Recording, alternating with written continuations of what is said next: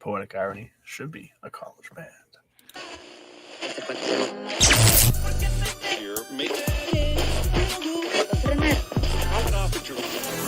I am Andrew. That's what I love. Mr. Mallard.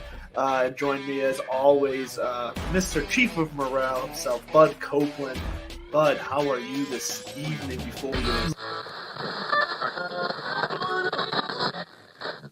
So the point being is, good golfers are a fucking dime a dozen, and we saw it in full swing with the line of demarcation between. Are you ready, Bud? Are you ready for the players? Are you ready to make money? Are you ready to try to beat me? I didn't do my homework this week.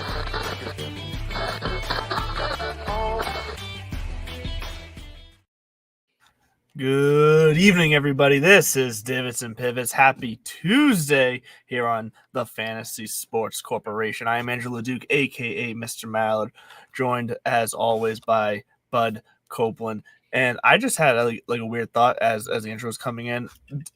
And this is completely, we did not talk about this. Just came to my mind right now.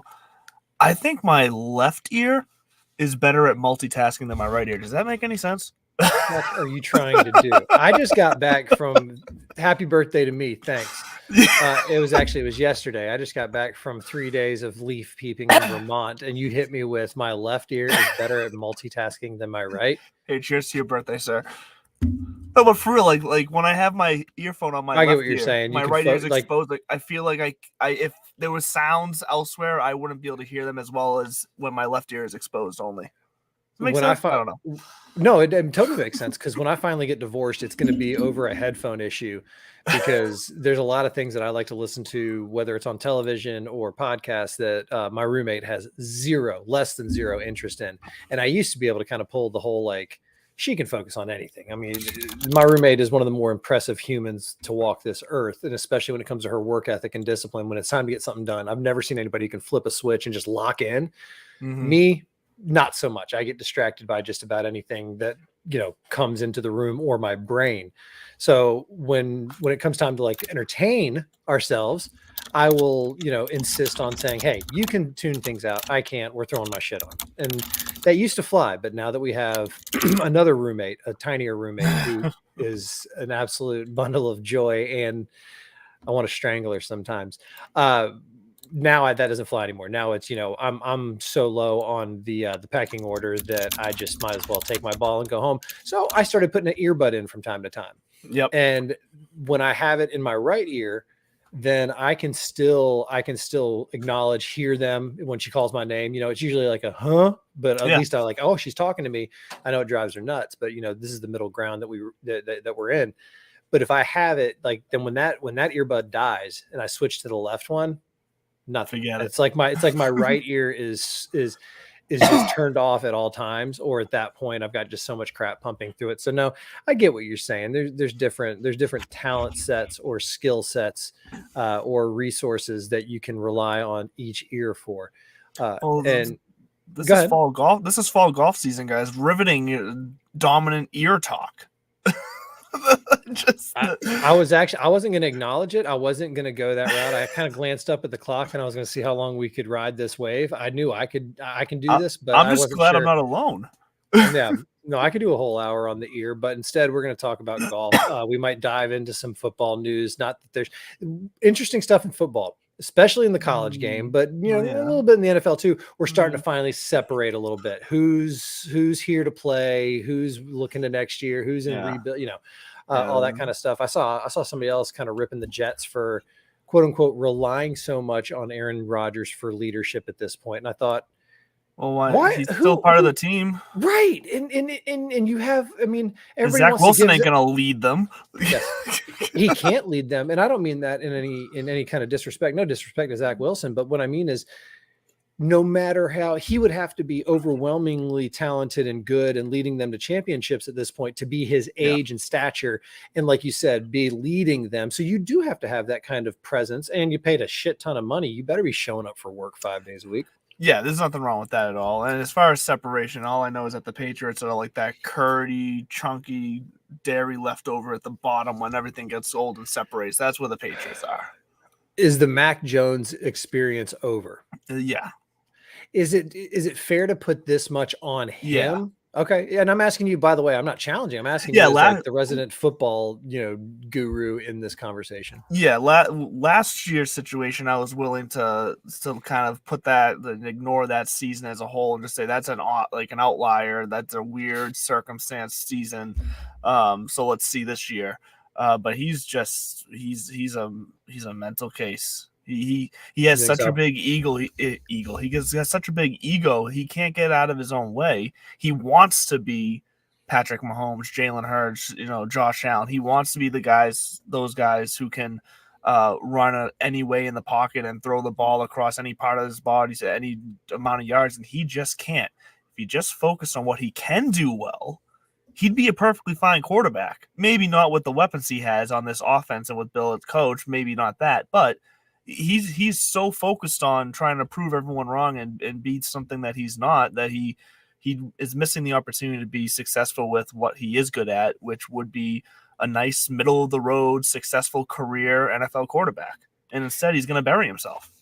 If he was winning these games, if the Patriots were somehow finding out a way to win these games, would that same observation be seen as, see, that's the kind of belief you have to have in yourself and your system until it works? I mean, is that what we're talking about here? Is because he's losing that looks like it's arrogance and cockiness versus, like we talk about, you have to have that kind of stupid belief in I'm the man. Although Brooks pointed out in his Ryder Cup interview, yeah, tons of guys think that. Very few actually believe it.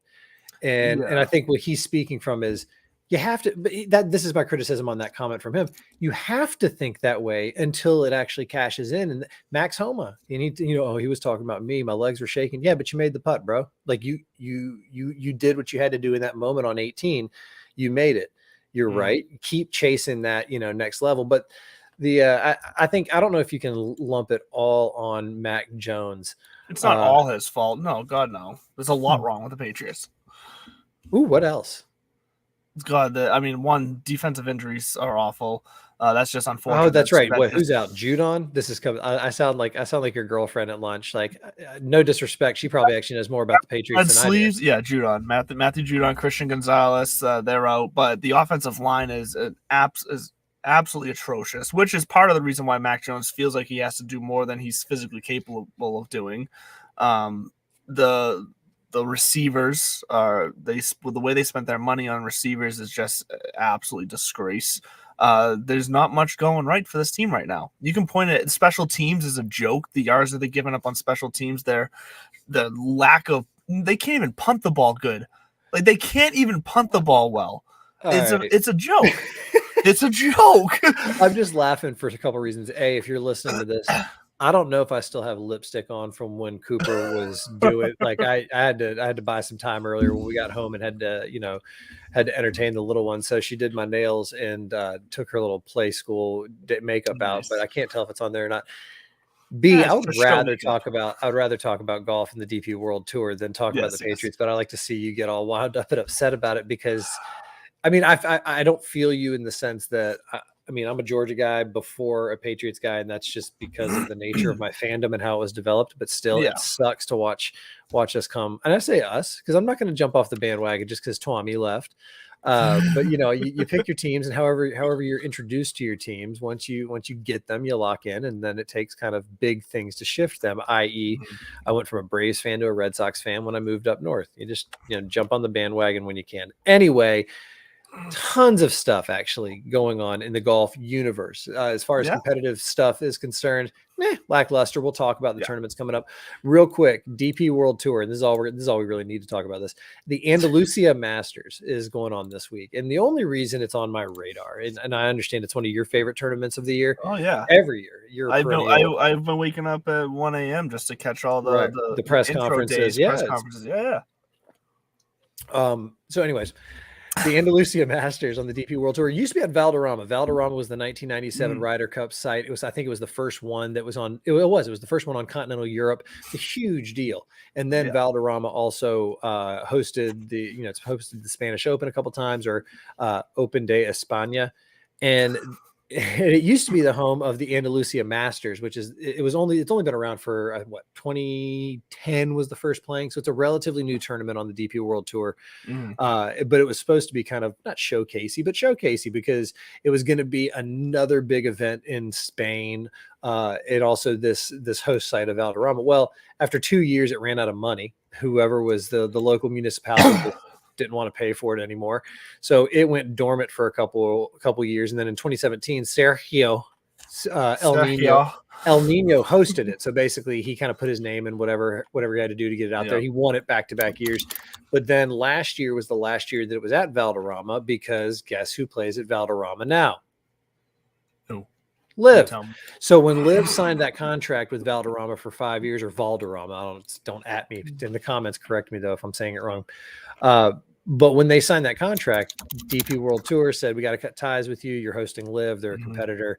And they have landed at a new site, which is an old course. And it's a Robert Trent Jones layout. So if you don't know who Robert Trent Jones is, which you might not, he's a super famous golf course designer. And there's the Robert Trent Jones Golf Trail, so to speak, down south, where there's just uber courses that he designed that you can play. And also I think he has a Greenbrier track, but this was opened in 64, hosted the Spanish Open in 65, 7,100 yards, par 72, pretty small greens, but there you go. There's your dose of DP World Tour. I guess we can get on with the other. Maybe that's a new segment, the dose of DP World Tour. I'll give you a little update. Am I missing anything else? No. Yeah, there it is. Young tournament, still trying to get it off the ground, so to speak. We were gonna start doing that with the Corn Ferry Tour at 1.2, so maybe we'll have to mix both of them and give them each a few minutes. I just have so much bandwidth. I'd rather go DP Tour than the Corn Ferry Tour, because when the Corn Ferry Tour is going to pop back up, it's going to be next year in the finals when they go to the French Lick, and all of a sudden I fanboy out over my experience there again. And I just saw, I've seen it pop up a handful of times on social media because that course is starting to kind of get out there more and more. If you haven't looked it up, the Pete Dye course at French Lick, check it out. It's a dope track. And yeah, that's the one you played. You said, right? Yeah. It was. I did that one and the Donald Ross course, and the Donald Ross course was kind of meh as far as the design and the layout and the wow factor, but the greens were very Donald Ross and very, very take no prisoners. The Pete Dye track is narrow, it's long. From the tips, it's like 81, 8,200. The caddy that was with us was telling us that when they do push it all the way back there's some of these holes where it's a 280 carry from there just to get to the fairway. So it's going to be a fun test. And they've had some Big Ten championship, golf out there, and it's going to be a fun test when the Corn Ferry Tour does their thing next year. But way, way, way before that, I mentioned LIV. Let's circle back to LIV golf, because I think I told you at the, before we started in the green room, so to speak. That's the second or third time I've said so to speak today. I don't know where the hell my brain is. I just got so I was in Vermont for 3 days. Really, we drove up for a day, had a full day, came back. Yesterday was literally straight out of a Hallmark movie. Like, we woke up and went to this cute little coffee shop called Abracadabra, and I do highly recommend it. It's off the beaten path. My wife found it on TikTok. Wife reference. That's how special this day was. It was my birthday. Not even a roommate this time. She's the full-blown wife. No, we had the whole family in the car. Miller, the dog, and Cooper Rose was riding shotgun. She was in her car seat in the back. But and we were driving around we were driving around Vermont, sipping our drinks and listening to music. It was wonderful. Then we went to the town of Woodstock, which is, I think they've actually filmed Hallmark movies there, and if they haven't, they will soon. Covered bridges and little shops and shit. Walked around there for a while, and then we went and did I don't know if it's Quechee or Quechee. I don't know how to pronounce it. The Quechee, it's like the Quechee Gorge. And that yes. I believe it's Quechee Gorge. I've actually been there. Yeah. And there's a really nice golf course around the corner, apparently, a couple of them. But that was a really cool experience walking across that, because it's a long way down. But that was actually worth it. So coming out of this, I'm trying to kind of recalibrate my senses, and LIV Golf is on the radar because they just finished up their individual championships at Jeddah or whatever over in Saudi Arabia. Brooksy won another $4 million for the boy, but Taylor Gooch, I guess, because he won a couple 3 times earlier this year. Taylor Gooch won the like $18 or $20 million, their equivalent of the FedEx Cup season points race. But what caught my attention is they're coming back to Miami, Trump Doral, and they're doing their team championship. And I was like, who gives a shit about the team stuff? I clicked on it. And it's kind of fascinating. I don't know what the payout's going to be, but from what I saw, there's 12 teams in LIV. The top 4 seeds, top 4 teams, however the hell that's scored. I still that's one of the criticisms on LIV, right? Is a little too kind of, wait a minute. So there's first round is one. How many scores? Whose score counts? Is it the team they're playing for? Which is also why the official World Golf Rankings was like, you're playing a whole different style of golf. There's too many variables we can't control. For. So the team championship, though, the top 4 teams go on. So we have an 8 team first round. Right. Mm-hmm. I hate when they say quarterfinals. You haven't even started the tournament yet. Just say first round, and then you can go semifinals. That just, so the first 4 are getting their bye. Those next 8 are going to play. There's 4-man teams, and they're essentially going to play a series of like head-to-head matches where it's 2 singles, and each match is worth a point. And so there's 2 singles matches and a foursomes, so an alternate shot. That's what caught my attention, because Dan Rappaport from Foreplay in Barstool said it, and I agree with him wholeheartedly. These match play, and then specifically these 4-man, matches or 4-player matches, are absolutely what we're going to connect with. And you see it again. And I mentioned Barstool, not trying to blow them right now, but they do good work. And a lot of the content they put out are these 4-man matches, country club adjacent. And yes, I see you in the chat. We're going to get out on the course as soon as possible. But my chat, not yours. Don't worry about it. Oh, she started reaching. Yeah, our throngs of fans. The hell? But the 4-person format, the alternate shot format, is a whole different style of golf. And so, growing the game, you do take some of these kind of risks. And I think that coming off of a Ryder Cup, they might get a little bit of that. Especially the golf junkies. We're going to pay attention, because I don't know if the Zozo is going to. This fall swing stuff is already starting. We're kind of getting over it a little bit. There's more TGL news than there's PGA news, but the LIV stuff is going to be a fun tournament to pay attention to, because then on the final day, they do one final day of stroke play. And I don't know how that works out with the points and all that kind of stuff. They probably just basically say your team gets this many points based on where you finish, and, go get them, Tiger. Well, the first place team will win $14 million out of the $50 million prize pool, or prize purse, I should say. Although the team share. Oh, I see this. So then they break it down, though. Out of that $14 million, the team share, which is 60%, is $8.4 million. And then the player share, which is 10% times 4, is $1.4 million. I don't understand that, honestly. Thank you, Doc. I said, do you understand it? So there will be a tournament exemption announced later today. All right. So that's enough LIV talk. Are you in though? It's going to be, when is the LIV? Does it say, are you on the page? It's the 20th, October 20th. Oh, so it is this week. It's this week. Yeah. So it says it's, what's it? 20th to the 22nd, 20th to the 22nd. Well, I guess when you play, only 3 days a week, you can afford to go from Saudi Arabia to Miami, week back-to-back weeks. These guys are going to talking about, PGA tours in Japan.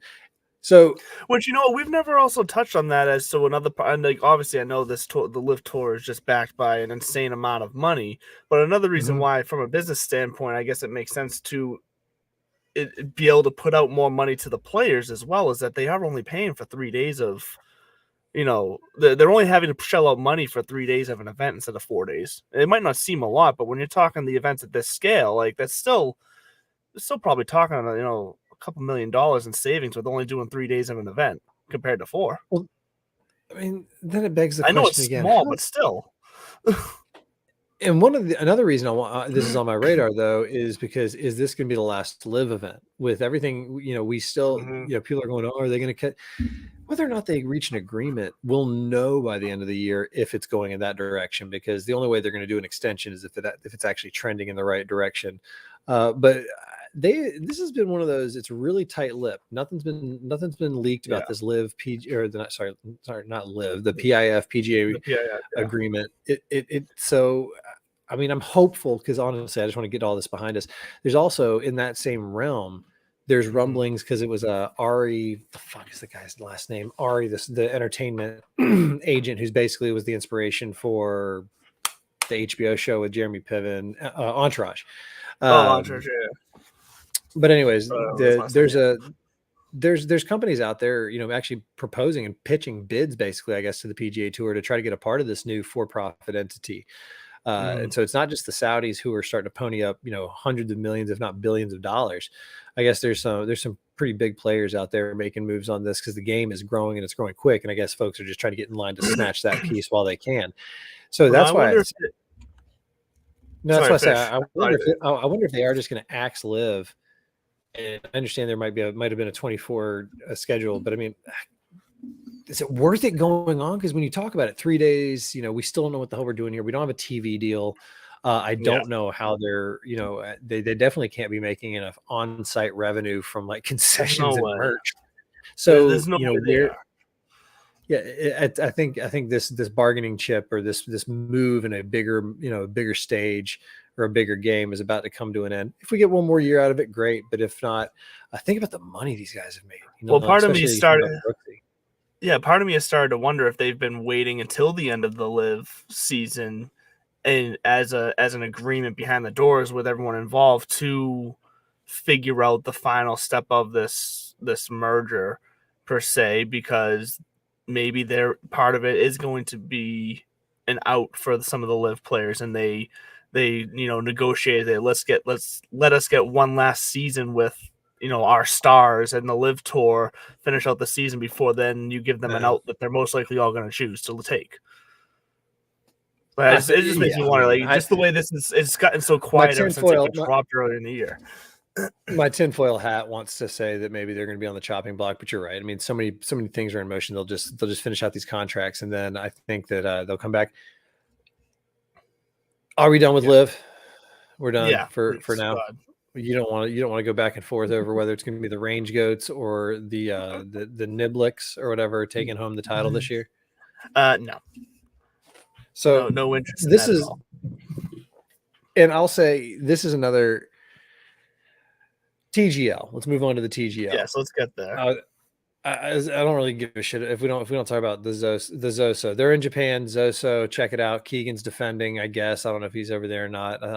But fun side story: Wyndham Clark's over the DP World Tour, but TGL also on TGL now. So, thank you. We've got Cantlay, Wyndham Clark, Kevin Kisner, Minwoo Lee, Lucas Glover. There's a massive amount of star talent, star power. There's personalities. That's the other thing that I see. I mean, Lucas Glover, this is that 15 minutes of, hey, remember 10 years ago when you were number one player in the world and then you just kind of had that flash? This is your second flash. Not everybody gets their second flash. He's taking advantage of it, and I love that. And he carries himself with a little bit of an attitude, too. Like, it goes a little unnoticed at times because he's not in the spotlight much. But when he is in the spotlight, he's got that very serious kind of demeanor to him that he's not as vocal as a Tyrrell Hatton, but he definitely he plays with an intensity, I'd say. Oh, for sure.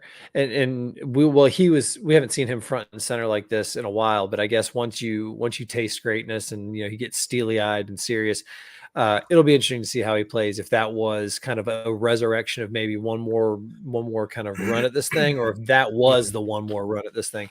But they've got a bunch of those guys there. But still, my main criticism or kind of doubt remains my main doubt. And do you remember what this is? Yeah, your biggest thing is trying to get cities behind specific teams when they have nothing to rally around physically within their city. I just don't see it. Localities, there's not concentric circles. It's a stupid way to phrase it.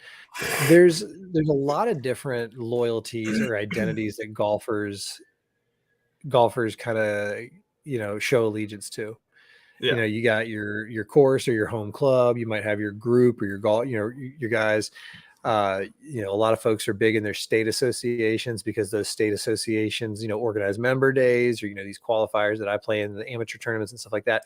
And then, from there, we have our favorite players and, they already have their own brands. So we saw this kind of with LIV already, that like creating teams out of thin air it's hard. It's a hard concept for us to really get behind. Maybe it'll take time, but this is even harder because I just don't see how they're going to draw this. And again, there's probably smarter, more talented people than I sitting in these rooms going, "Oh, you just wait, young man. We've got the young man." But I can't. I mean, like, I don't give a shit if the Boston golf, again, if it was like come down to TD Garden, yes, I'm on a train. We're going down there. I'm pre-gaming to the North End. We're gonna turn, Country Club North or whatever the hell we want to call it. We'll turn, but to say get together for watch parties, I don't know how this is going to be successful other than people are just going to tune in because it's these big names and everybody knows that. And so they're like, yeah, we don't give a shit. We know that the identity piece isn't going to take off. We've got the biggest names in the game right here playing in prime time. We're going to give it a whirl. Doesn't this feel like it should, or maybe could have, maybe it's a safer route, but would have more success as like a traveling type experience? Like, to where if they, and I know there's obviously more technical things set up here, but if they were able to come up with some sort of logistical system of when it comes to setting up the technology and the vibe and the experience of what they want to do and go from arena to arena or whatever. I mean, similar to what they do now with courses, but it'd be more like a WWE kind of style because of the way it's inside and whatnot. Like people turn out at those locations for those events, still cheering for their individual guys, but they I feel like that gets you the most bang for your buck out of every location. And the funny thing is they've described this. If you look it up, if you Google it, I don't know if they're legitimately just going to play inside this gigantic air supported dome bubble, or if they're just, that dome bubble is there just while they construct whatever's going on inside. I don't know, because I will say if the dome bubble is what we're getting, that's a far cry from what they advertised with that artist rendering. I think that's for maybe while they build this thing. But I hear what you're saying, because they did describe it as being around the size of a basketball arena. So you could have this thing do a traveling show if they could figure out the technology. And who knows, maybe that's the plan long term. And it's like, listen, the investment in this location is going to be where we can have the championship at the end of the year eventually. Hell, do it in college arenas, college basketball arenas. Do it in that or something, because then you got built-in parties, you got built-in hype. Do like a college game day style on Monday nights with golf. Like, you want to talk about growing the game and getting the young people more excited about it. Like, hell, give them something to party about. It'll be interesting to see, because I mean, like we pointed out, and everybody more like we pointed out, breaking freaking news. ESPN's carrying this though, so it's not like I know it's not like these are. I think I'm skeptical, because this is almost like I'm nervous. I don't want it to fail, and then all of a sudden, it's like, there's Greg Norman sitting there sipping his tea going, "See, told you." But then again, they're not really exactly doing what they anticipated to be doing at this point. Yeah. Speaking of Tiger, really fast too. Did you see the pictures of him out on the golf course this weekend in his gym shorts and Call of Duty hoodie, sweatshirt, and backwards cap, just chilling with the boys? You know what? They're fun pictures though, because we haven't really seen Tiger that laid back when hanging on the golf course all that often. So it's nice to see it every now and then. Well, he admits too this kind of resurrection, this second lease on, or second career, or second kind of wave. Yeah, he's embracing the guys, the locker room, everything like that. He probably wouldn't have been as successful 15, 20 years ago had he taken the same approach. He had to be, and I think that's fair. And I like that he's stopping to smell the roses, and he wants to probably set a good example for Charlie, and more balance than maybe he had. But I did see that, and I love the camo hat that he wears backwards with his shades. I like that in one of the photos, him and Charlie hit, and then while they're waiting for whoever else is in their foursome, which, talk about that. Wouldn't that be a great afternoon? Playing golf with Tiger in general, but that setting, a course that he designed at Pebble Beach, par 3, just walking around for a casual stroll, that'd be dope. Tiger walks over like any of us and bends down to where you throw the spent tees, pulls out a tee and starts cleaning his grooves. And I was just like, he's a golf guy.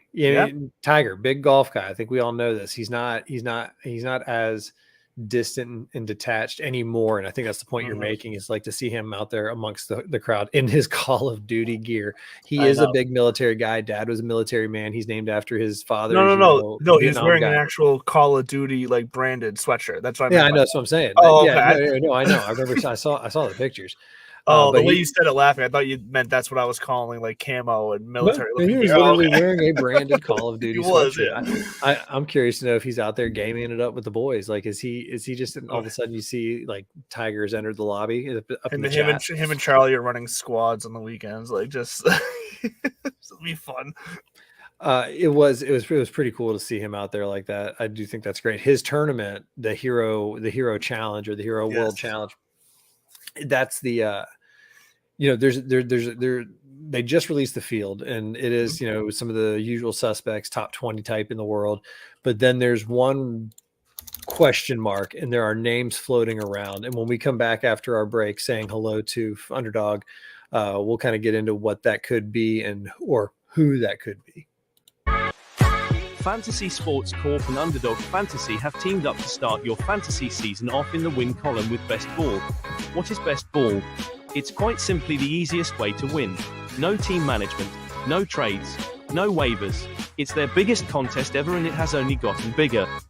You simply have to sit and win. You don't even have to set your lineup. Always get your best score every week.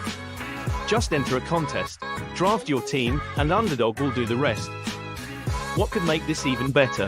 How about free money, up to $100 using our exclusive promo code?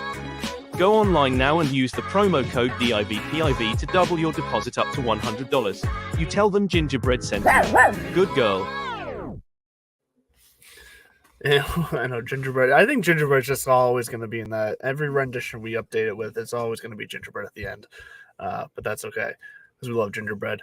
Let's talk about that open spot in the Hero World Challenge, because one thing you mentioned the people who are involved, I believe the entire Ryder Cup team minus Brooks Koepka is there, correct?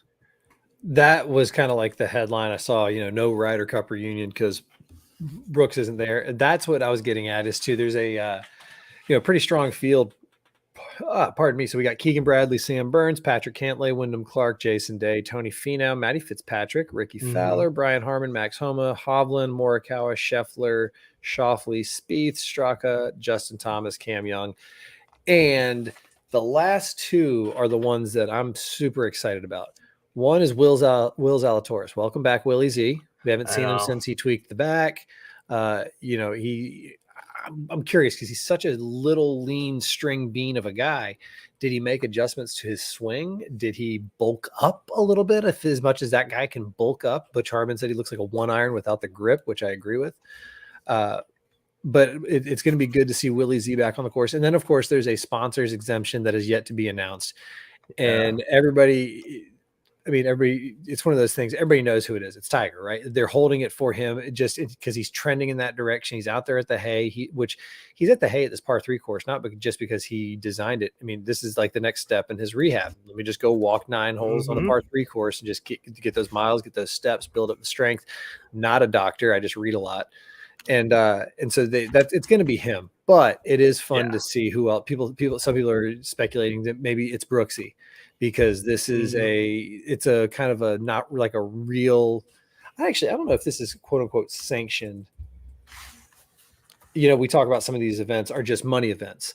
They're PGA Tour events, but they're just money events. Or the used to be called the father son, the parent child in December is one of those. But I wonder if this is actually on the. If it's on. It's an unofficial. Yeah, so it is a PGA Tour event, but it's unofficial. It's a PGA Tour unofficial event, so it is just kind of a money event.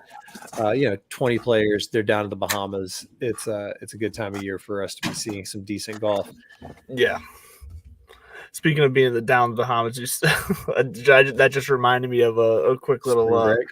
No, it reminded me of a quick little social media exchange between Homa and what's his name? I'm blanking on. It's a bucket hat guy. Why am I? Joel Damon. Joel Damon. Thank you. About Homa being like, "Oh, I wish there was a day where we can just go on a boys trip and just relax and catch up on sleep instead of pushing our bodies to the limit instead of going hard every night." Joel just that doesn't sound like a trip I want to be on. And just the back and forth between both of them is just fantastic fun, because I don't think any of it is serious hate for each other. I think it's just fun. No, these guys like each other. Yeah. So it's going to be tough again. I go back to that, something I didn't mention with the TGL, just a quick throwback is, and we'll talk in a little bit about the Benny On story. And there's a little bit of a crossover there because these are, at the end of the day, they can team up and play in these fun events all they want. But at the end of the day, they are still individuals, and it's going to be hard for us to crack our brain away from that, because at no point will this sport turn into a full-time team identity-esque sport like it is, like every other one is. And there are people who are Tom Brady fans, but Patriot fans are Patriot fans, or Cleveland Brown fans, or Cleveland people will still say, like, hey, when my player leaves, it's fun to watch. If you had a good experience, it's like the Indy fans who all of a sudden bought the Bronco jerseys when Peyton went out there. It's the New England fans who bought the Buccaneer jerseys when Tommy went down there. You get that, but at its core, golf is an individual sport. That said, you mentioned our boy Bucket Hat. And you're talking about Max Homa, and we're talking about this the evolution of this game and some of these new things we see. The Netflix live event, have you seen this?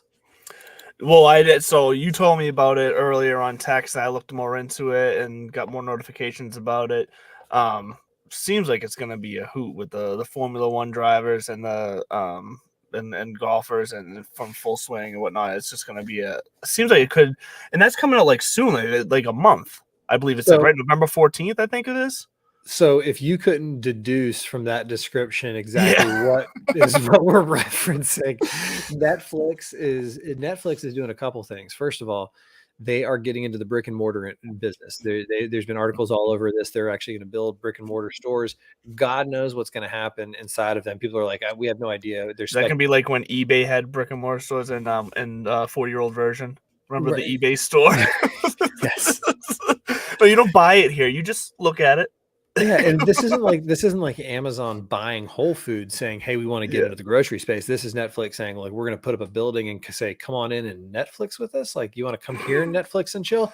There could be something behind that. Who knows? Maybe it's like private viewing studios. Anyways, we'll see what happens. But they are getting into the live sports space. Obviously, they've been in the sports documentary space big time for the last few years with Formula One, Drive to Thrive, or whatever the fuck it's called. They did the tennis one on the ATP Tour. Full Swing is coming out with season 2 in a little bit. And they just announced that they're going to take some of the stars from Full Swing and some of the stars from their Formula One show, and they're going to do a little 4-team, I guess, match. There's 4 pro golfers, 4 pro drivers. They did tease some fun stuff with the golf carts, but I think at the heart of it all, it's just going to be a kind of like we saw with the Capital One, the match, or as we were talking about earlier with Country Club Adjacent, those guys doing those 4-man challenges. Was it Bubby does golf, or Bubby does golf, and all that kind of shit. So Bob does sports, golf. Bob does sports. Good golf. There's so many of them. Yeah, in which I think it's kind of cool because. I think that's what TGL is going to try to do. I think, again, the cities are going to make it cheesy. If you really just had like, all right, next week, tune in. We're going to draw names out of a hat for the teams that week. Go. Yeah. I think they're almost trying to overplan the fun, so to speak. So, I don't want to go back down that. But this Netflix stuff is interesting because it is going to be a live sports event on Netflix. And I remember it wasn't too long ago where you might remember there was a World Series where out of nowhere, YouTube was just on every banner. And this is well before people were used to actually consuming. YouTube was still just stupid cat videos and Mr. Beast in the early days. Now YouTube is genuinely people like my brother-in-law. We were YouTube TV for a long time. And then when we bought the house, went back to Comcast for, other reasons. Well, no free sponsorships there. Come on. Speaking of, drink Jack Daniels. Good God. Free sponsorships. We're more likely for Coca-Cola to say, hey, put tape over your can. We don't want to be associated with you. Free fucking sponsorships. But remember, it wasn't too long ago where all of a sudden YouTube was just all over the banners of these Major League Baseball. I was like, what the hell? And then all of a sudden it was like, you can watch it. And I was like, who the hell would watch it? And then now we're seeing, Amazon has Thursday Night Football. Netflix is starting to do. So my brain starts turning and I'm like, how long until Netflix the next round? Netflix is going to be out there trying to get either a game of the week or a slot or something. I don't know what kind of money CBS and all these guys have. I'm sure the big, Fox and CBS and NBC are obviously NBC's the king. And then you got the other two. And then obviously Amazon's got, their foot in the door. Netflix is not going to be too far behind. How long till we see a Super Bowl on Netflix? That'll never happen, I don't think. Never?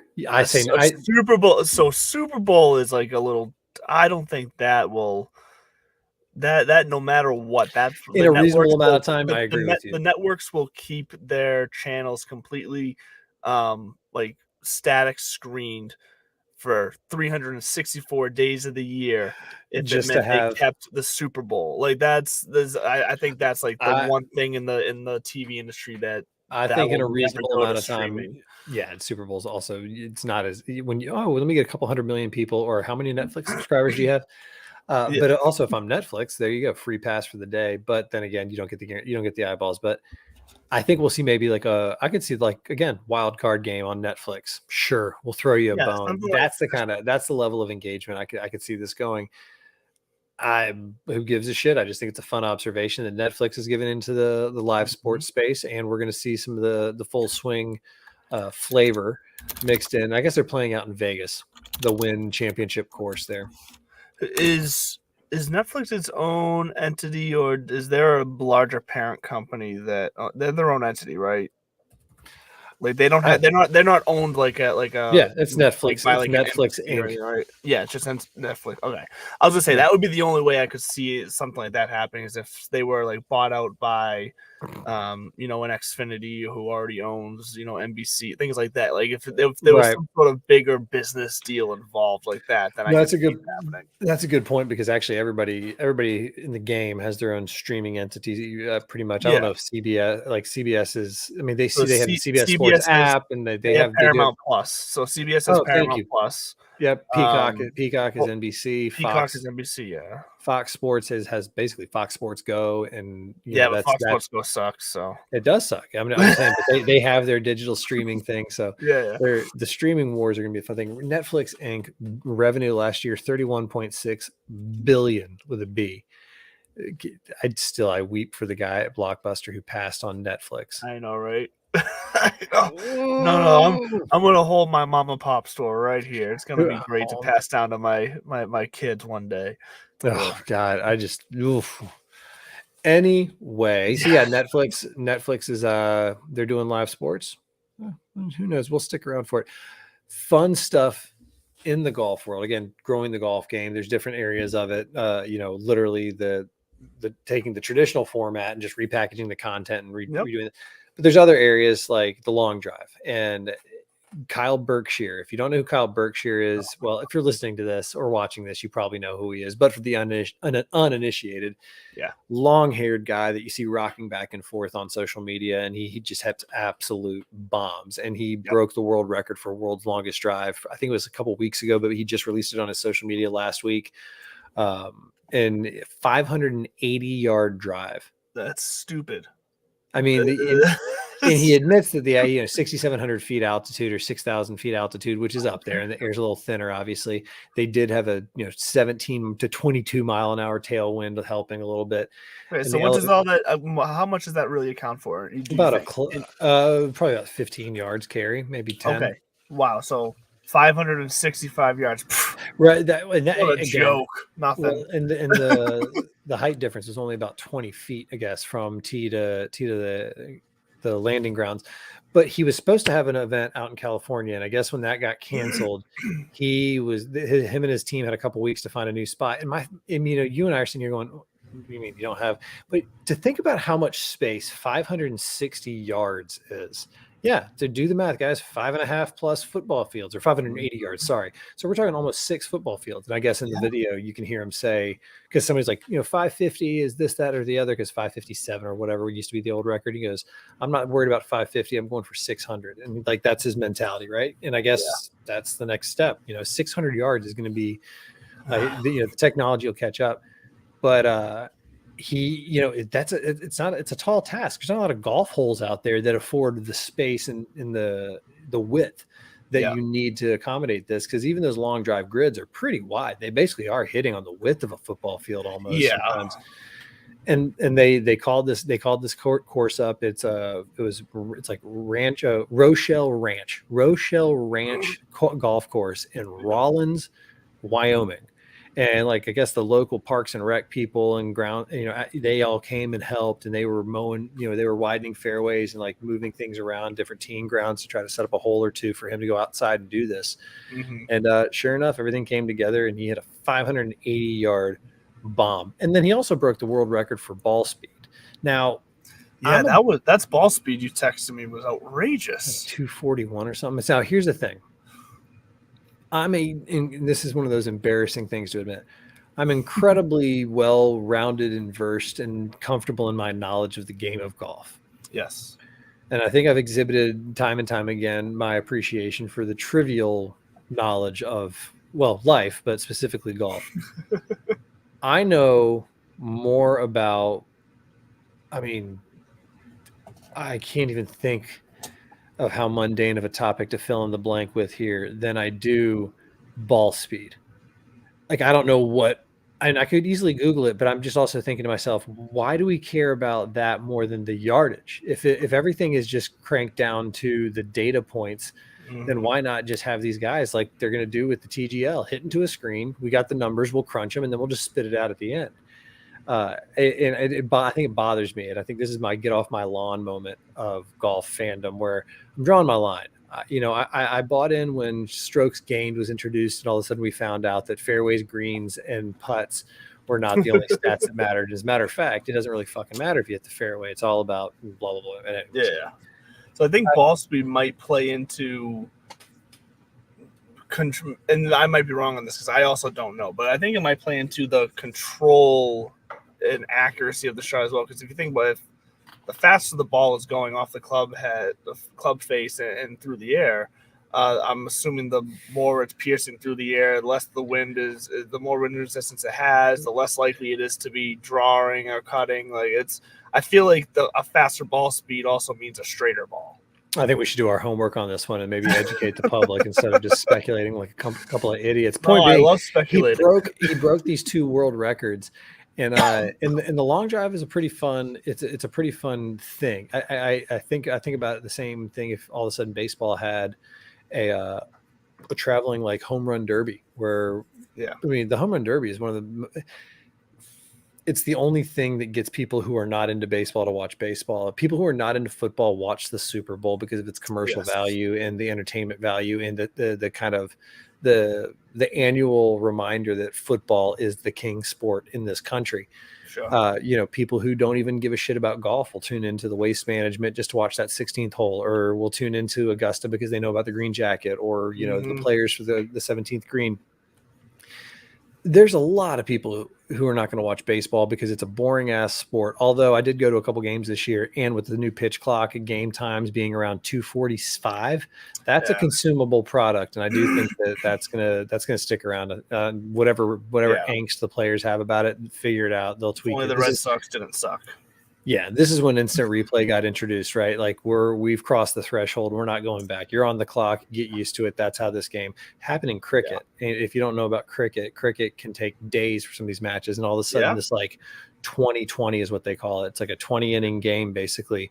Got introduced. It's timed. It's quick.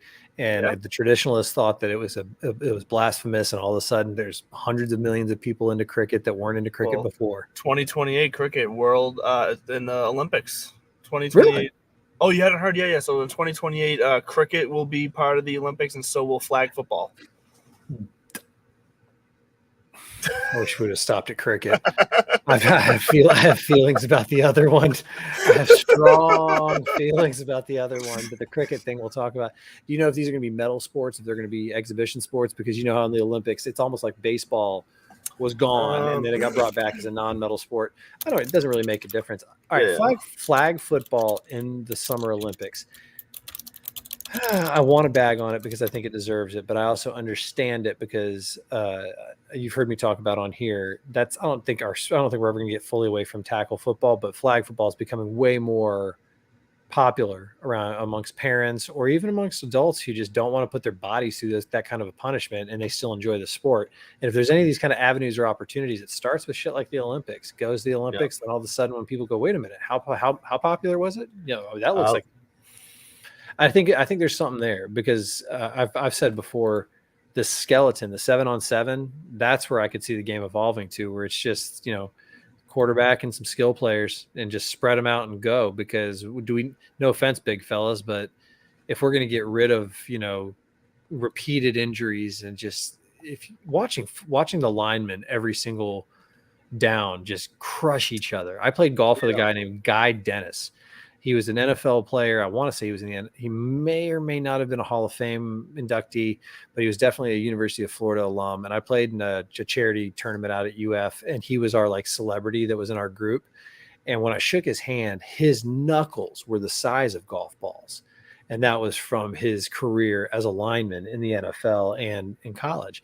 And so I could see in our lifetime, especially if you just fucking flag football at the Olympics, that's going to be the first step. From there, it's going to invade, and all of a sudden, NFL is not going away because we're Americans, damn it, and we're going to keep bashing our brains out and going after each other.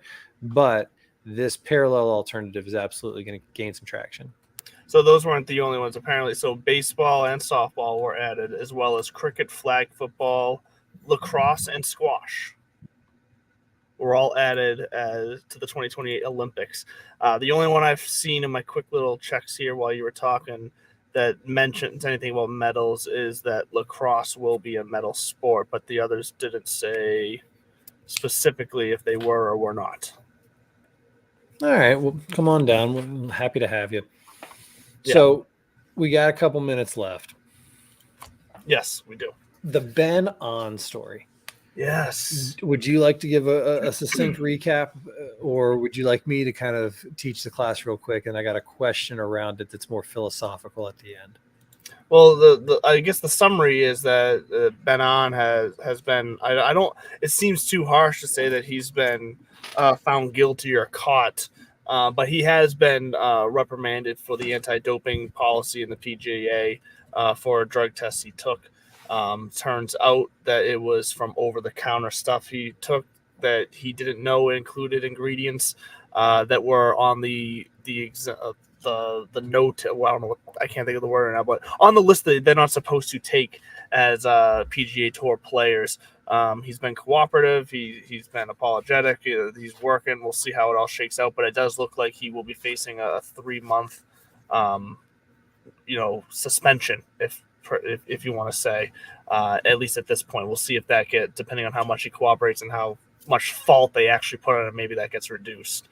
So the PGA Tour release is all of maybe 30 words, and it kind of sums it all up. PGA Tour announced that Ben On, they use his actual name, I'm not going to butcher it, Ben On has violated the PGA Tour anti-doping policy. He's been suspended for 3 months, suspension being retroactive to August 31st. So which means the suspension is over in December. So right there, it's kind of like one of those things. All right, time served and then some or whatever. He's tested positive for a substance prohibited by WADA, who does their piss testing. Mm-hmm. And it was in cough medicine from Korea. And so I am kind of curious. I mean, cough medicine is no joke, right? Yeah.